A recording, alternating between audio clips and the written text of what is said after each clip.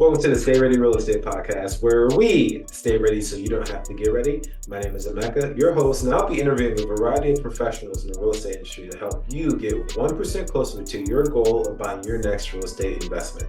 At the end of each podcast, I'll give you 3 actionable steps that you can do today for you to get 1% closer to your goal of buying your next real estate property. Today we have Natalie. She is a mother, wife, daughter, veteran, UCLA alumni, and real estate investor. Natalie previously worked as a veteran services representative, where she was successful in helping veterans obtain benefits from the Veterans Affairs Administration. Natalie first became interested in real estate after reading the book Rich Dad Poor Dad by Robert Kiyosaki. It did not take long after reading that book for Natalie and her husband to take massive action and take focus on real estate investing full time. Natalie and her husband are partnered in a 115-unit building, general partners in 22-unit apartment building, and pursuing acquisitions of multifamily properties in Florida and southeastern landlord-friendly states. Let's listen to Natalie. Hi, Micah. Hi. Yeah, my name is Natalie. I'm originally from California. My husband and we got into real estate just a few years ago. We were living in California. We're both veterans. We were in a commuter town outside the Bay Area, and then we made a drastic life change. We moved our family from California to Florida to dive into multifamily full time because we know that is the path to freedom. So I'm sure there's a lot of listeners who could resonate. Somebody who's busy with a full-time W-2 and a commute. I had the worst commute. I mean, it was like an hour and a half to 2 hours each day, each way. We were burnt out. But there was a blessing in that misery. It was just because naturally with a long commute like that, you get tired of the radio, the music, same songs. So you start listening to other things, podcasts and books. And then it was Rich Dad, Poor Dad. As soon as I heard that audiobook, I went out and actually bought the book, read it cover to cover. So, I mean, it just made so much sense. And then that's what planted that seed in my head to make a drastic life change. No, I love it. Where did real estate come in? Yeah, well, I always knew like real estate, most million or like I would think it was like 9 out of 10 millionaires or billionaires made their fortune in real estate. But for me, in a sense, it still seemed out of my reach, right? Because I had a W-2, we had comfortable jobs, well-paying W-2s, we had a house, but I didn't feel we had enough to put on a down payment on another house. But I was listening to Rich Dad, Poor Dad, and I mean, he doesn't tell you how to get rich, but there's some, I guess, he had me thinking, and so from there, I learned that you buy real estate with other people's money, and that's a perfect way to get started, and it is possible. And then from there, just more education and more books. But that's why I chose real estate. And then you moved to Florida. Whenever you chose real estate, was Florida the main spot you wanted to buy properties, and that's why you moved? Actually, yeah, it was. We went to a conference in Florida, and my husband and we were actually waiting for our car to go back to the airport. And that's when I told him, I said, look, if we want to be serious and do this, we need to quit our job and move. Because once we go back to California and we're stuck back in the rat race, we're not going to have any time to educate ourselves other than books on the road, but we're not going to be able to do this. And so I thought another, learning lesson, I thought you had to live in the market you invested in too, right? And so I thought we were going to move to Florida. And then I quickly learned that you partner and you don't have to live in the cities where you invest in as long as you have boots on the ground. So our portfolio actually started in Kansas City, not Florida. We're partnered also in a student housing project in Athens, Georgia, and we're actively looking in another market as well as South Florida. And you said you find these partners to do more deals across the country, but how do you find the right people to trust? What were you doing to make sure that you can trust these people with your money and your time? Right. That's a good question. So knowing what we know now, we will do better due diligence on partners. We've had great luck and success on our first partners. They're amazing. They've been great and wonderful, but we've learned so many horror stories and things that could go wrong from other people and through other operators. So now, because we're not the ones with 15 years, 20 years of experience. We have to partner with experience, because anybody who's been in this business the last 10 years or 12 years, they've only seen upside. They haven't seen the true full market cycle, the ups and downs of the market cycles. So that's why for us, we have to, it has to be experience we're partnered with, but also we're looking for partners that have complementary skill sets than us. So there's just like a little mix, but getting to know people, first you want to like the person, because somebody could fit the profile as far as their skill sets, the credibility, the record. But if if the vibe is not there, you're just not, they could be a good acquaintance or friend, but it really has to be somebody you really enjoy spending your time with, because it's like a marriage. That makes sense. Once you do a deal with them, it's not like you can just back out, if you don't like them, if you find out some bad information.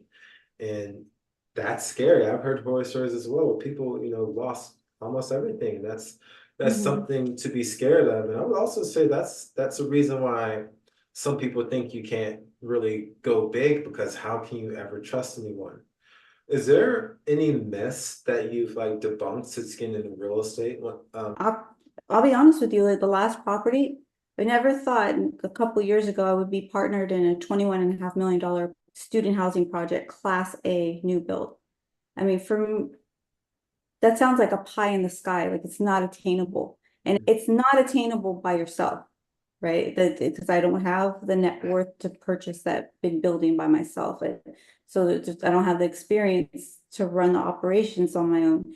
So definitely it's attainable with the right partners and not yourself. Oh, perfect. And when y'all got started, did you jump straight into multifamily, or did you buy single family homes first? We went straight into multifamily. We owned our own house in California. And well, with that commute, I was listening also to a lot of podcasts. And one thing I heard often from many multifamily investors is they wish they would have scaled into multifamily first. Many investors say, wish we would have just started in multifamily. So I went in there with the idea to skip the single family and just go straight into multifamily. That's beautiful. And did you look at any other kind of asset classes or any other investments like stocks, crypto, bonds, or has it always been real estate? I did when I had my W-2. I was not good at it. It's like going to the casino. I was not good at it. I'm embarrassed to say how much money I lost. I lost a lot of money through the years when I thought I knew what I was doing. I would register for certain websites and to get I had to know what was going to come in the horizon, what was going to be a great investment and not, and it never worked out. That's why I like real estate, because it's a hard asset and it's a necessity. People need a place to live. And when the economy goes to crap, they lose their house and move to apartments. That person listening right now or watching right now that doesn't have any deals, that's listening to this and that's getting motivated, what would be the advice that you would give them right now? Right now, I would say consume yourself with as much information, become obsessed with it. First, if you're not into, if you've never dipped your toes into real estate and you have a full-time job or a job, listen to an audiobook or read the book Rich Dad Poor Dad. That will help you get that mindset. And then from Rich Dad Poor Dad, there's a book called Cybernetics. I was recently recommended to me. That's another great place, because that will help you get in that mindset of the person that you're going to become, and you will become that and succeed. So, right. And then just be obsessed with education, and then join multifamily. If you want multifamily coaching program, get a coach or mentor. There's so many great programs out there, but a great coach or a mentor, they're gonna help you succeed and shorten the learning curve. I love that. And you put a good focus on mindset. Is the mindset one of the most important things about being multifamily? For me, I think like a lot of people, our parents raised us to get a job, go to college, get a job, and work for somebody else. And a lot of people just get stuck in that. They live life by default because this is, the cards they were handed, so they have to emulate the family dynamics or whatever the family did, and that's as far as you're going to go. And you really have to take your mind. It's just, see, you know what, I can make this happen. And that was the beauty in multifamily real estate, is there's so many people in this who are just like you and I, who don't have the net worth, who don't have the connections, who don't have the parents with a lot of money, who don't have the W-2 where they're making a couple $100,000 a year. There's people like you and I just started out from nothing, that build themselves up. And that's actually how I found how my husband and I resonated well with our coach. He traveled the world. He was a traveling hippie. And so that helps me keep my mindset and focus. You know what? He made it happen. I can make it happen too. And he reminds me too. He gives me tough love when I need it. And that's really helpful. I think your mind is your biggest enemy, or it could be your great success, help you get where you need. So Do you have a goal with everything, or what's the motive behind everything? my goal is obviously not to quit my W-2 because I already did that. But definitely it's to never have to go back to a W-2 and to keep cash flowing coming. And it goes back to my why is my daughter. I never want her to feel stuck in a job because she has to go to work every day, because she has to. And I want her to live an abundant life with options. And then I want to be able to give back. There's a lot of people that need help, and there's different ways we could help them. Hospitals were not made from poor people. They're made from people with money. So a lot of great things could come from money. Then I can make a difference. So that's, I love it. And if you can go back to when you first listened to that podcast, is there anything else that you would do differently now that you're more experienced and have more deals? yeah, I think what I would do differently, I would have networked more, and I would have just pulled out of my comfort zone. I'm very introverted. I'm very shy, but shy is not going to get you results. Shy is not going to raise capital. Being shy is not going to get you to your goals. So if I were to do different things differently, I would just break out of that a lot sooner. So when you're networking, what exactly are you looking for from others? Yeah, great. Good question. It depends on the networking event. If it's strictly real estate or multifamily, I'm looking for that multifamily partner, somebody who has different skill sets that my husband and I don't. Are they an asset manager? I'm looking for that person that has experience where we don't, that could help form our core team. So and then when different business events, I'm looking for people who maybe want to diversify their portfolio and perhaps invest in real estate. They don't have the time or the experience to do it, and they could do it passively. So it really depends on the networking event that I go to. Yeah. No, cool. So with that, we're going to move on to the next segment of the show where I ask everyone the same three questions. Sure. Question number one. What are the two books you recommend the aspiring investor to read? Yeah, probably. They already talked about it, but I can't emphasize it enough. Definitely Rich Dad Poor Dad. It helped change my life as it changed many other people's life. It was a very great book to start. And then I like Psycho-Cybernetics. There's Tom Wheelwright. That was another great book. What, I'm drawing a blank on the title. Tax-Free Wealth. Thanks for that. That was Tax-Free Wealth, yeah. Question number two. What has been the most impactful speech or lesson that has impacted you in your career? Make sure you're the dumbest and poorest person in the room. You learn a lot from people who are where you're not yet. And third, if you can have dinner with anyone dead or alive, who would it be and why? It would be my grandfather. He passed away in 2016. And after he died, especially when I got into real estate and multifamily, I now have a lot of questions for him. business questions, real estate questions, and he's not here to answer them. My grandfather, he invested in real estate, him and my grandmother, and in a commercial property, and they did well for themselves and for their kids. He didn't scale to make it generational wealth. That's where I'm doing things differently. And I think we would be able to have this great conversation. It really takes a special person to do what we're doing. My grandfather was that person, and I'm that person. You have a job, a W-2, to work till you retire, but that's not good for me. That wasn't going to make me happy.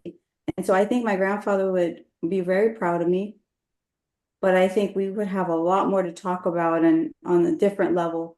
Yeah, it would definitely be my grandfather. Natalie, what can the audience provide to you and how can they reach out to you? Yeah, the audience, if they want to reach out to me, I do have a Instagram, The Passive Shift. So it's the _passive_shift. The Passive Shift on Facebook. And you can also find me on Facebook and LinkedIn, Natalie Lara. Oh, cool. Thank you so much for joining the show and hope you have me back again. Yeah, thank you. Thank you, Mecca. That was Natalie, everyone. At the beginning of the podcast, I told you I'd give you 3 actionable steps that you can do today to get you 1% closer to your goal of buying your next real estate investment. Before then, please like and subscribe if you enjoyed this podcast. It means the world to me and help the algorithm. Step 1, sign up for BiggerPockets. BiggerPockets is solely meant for real estate people who are looking to get into it, the experienced people. There's different, brokers, lenders, landscapers, you name it on BiggerPockets. You can meet new people from across the country and from across the world and network and, you might have a new source or a new partner in the future. So sign up for BiggerPockets. They have podcasts and different amount of tools that you can use and expand your network. Step 2, determine your why. I've said it before, you can't just do this for money. That's not enough, because once you have money, then what else is it going to be for? So you got to determine your why. Natalie's why was her family, her daughter. So that's going to always motivate her to do more. So find a deeper meaning and change not only your family, but the world. And step 3, calculate the amount of time that you drive on a weekly basis. Because the amount of time that you're driving, you could be listening to a podcast, a book, whatever. And that's a lot of knowledge that you could be taking in on a daily basis. Until next time, see ya.